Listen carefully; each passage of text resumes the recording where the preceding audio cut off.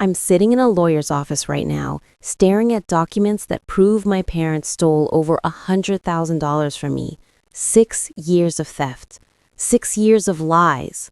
My hands won't stop shaking as I sign the paperwork to sue my own parents. How did it get this bad? My grandmother sits beside me, her hand on mine, tears in her eyes. "You're doing the right thing, Nathan," she whispers. But 3 weeks ago, I had no idea any of this existed. 3 weeks ago, I was just trying to survive. Let me take you back to where it all started. To a Thanksgiving dinner that destroyed my family and revealed a betrayal so deep, I'm still trying to process it. It started with one simple question from my grandmother, a question that made my parents' faces go white, a question that unraveled 6 years of lies in under 60 seconds. Thanksgiving dinner at my parents' house in Portland. The dining room smelled like turkey and stuffing, the table set perfectly like always. My mom, Carolyn, had outdone herself with decorations. My dad, Philip, carved the turkey with his usual precision. My younger brother, Tyler, sat across from me, scrolling his phone. And my grandmother, Gloria, visiting from Florida for the week, sat at the head of the table like a queen. We were doing the usual small talk.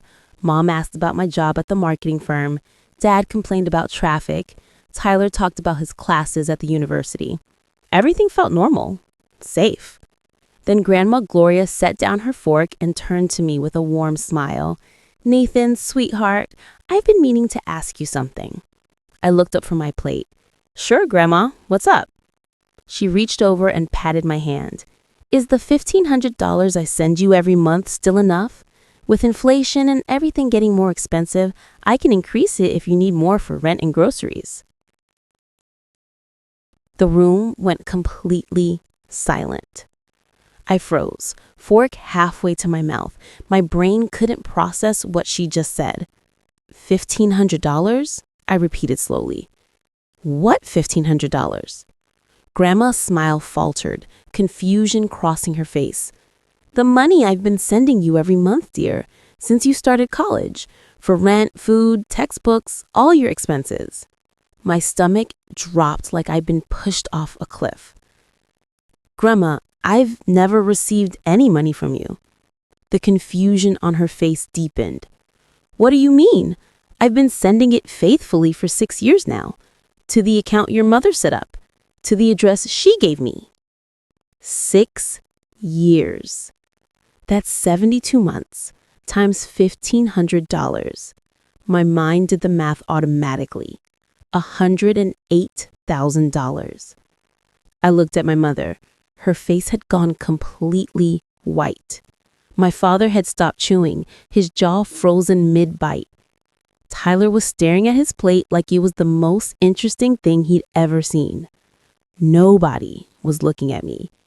Nobody except Grandma, who was looking between me and my parents with growing horror in her eyes. "Mom," my father said, his voice tight and controlled. "Maybe we should discuss this later, after dinner." But Grandma Gloria wasn't having it. At 73 years old, she was still sharp as a razor. "Philip, I asked you a direct question. Where is the money I've been sending to Nathan?" My mother tried to smile, but it came out wrong, shaky, guilty. "We were holding it for him, Mom, for safekeeping. We were going to give it to him when he was more financially responsible." Something inside me snapped. I stood up so fast my chair scraped loudly against the floor. "Responsible?" My voice came out louder than I intended. "I worked 3 jobs through college. I lived on ramen and peanut butter for months because I couldn't afford real food. I slept in my car for 2 months sophomore year because I couldn't make rent." My mother's eyes filled with tears. "Nathan, please sit down. You're making a scene." Making a scene? I laughed, but there was no humor in it. I stole over $100,000 for me, and I'm making a scene? Grandma Gloria stood up, all 5'2" of her radiating fury I'd never seen before. "Carolyn, Philip, you stole from your own son? You stole my money that was meant for Nathan?" Dad tried to salvage it. We were struggling financially. We needed help. We always planned to pay him back. Struggling? Grandma's voice could cut glass. You just got back from a cruise to Alaska 2 months ago. You bought a brand new car last year. This kitchen was completely renovated. Don't you dare tell me you were struggling. She turned to me, her eyes soft but fierce. Nathan, how bad was it? In college, how bad did things get for you? My throat felt tight. I didn't want to say it out loud, didn't want to admit how low I'd fallen while my parents lived comfortably on money meant for me. I slept in my car for 2 months because I couldn't afford rent. I told you I was staying with friends, Grandma. I lied because I was ashamed. Her face crumbled for just a second before hardening into steel.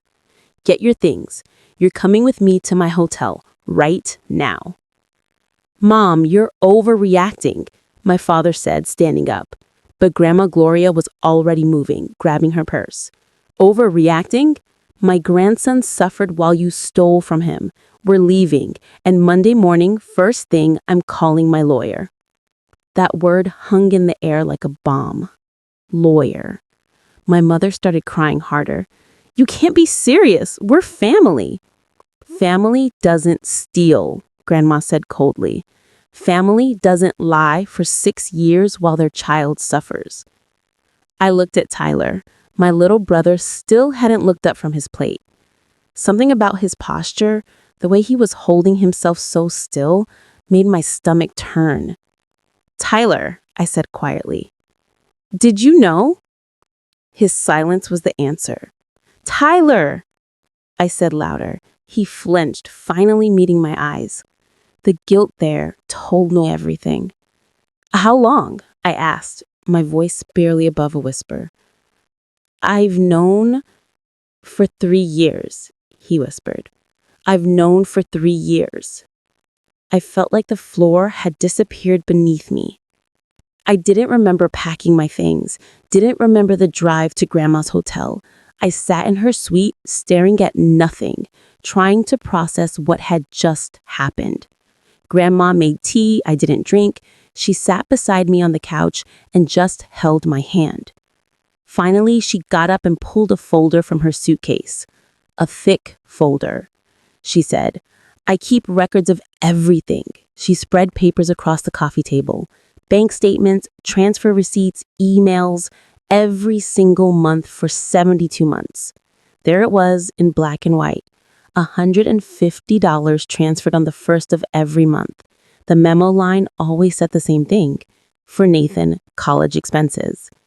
The transfers went to an account I'd never seen before, an account my mother had set up using my information. Grandma showed me the emails, my mother's responses to Grandma's monthly check-ins. Nathan is so grateful, Mom. This is really helping him. He says thank you so much. He's doing great in school. I never said any of that. I never knew any of this existed. Why did you keep such detailed records? I asked, my voice hoarse. Grandma's expression shifted to something sad, vulnerable. I have early-stage dementia, sweetheart, diagnosed 8 months ago. My heart stopped. What? It's slow progressing, but it's there. I started keeping meticulous records of everything because I knew my memory would start failing. I wanted to make sure all my affairs were in order. I wanted to make sure you were taken care of. She touched my face gently. That's why I've been so careful about documenting every transfer, every email, every conversation. I knew I might not remember clearly later on. Did she know about the dementia? I told her 6 months ago. The betrayal hit deeper. They knew Grandma was losing her memory.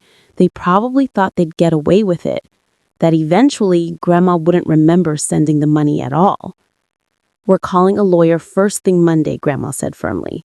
But tonight you rest. You've been carrying this weight alone for so long. Not anymore. I finally let myself cry. Sunday morning, my phone rang. Tyler. I almost didn't answer, but something made me pick up. Nathan, can we meet? Just you and me? Please, I need to talk to you. We met at a coffee shop across town. Tyler looked terrible.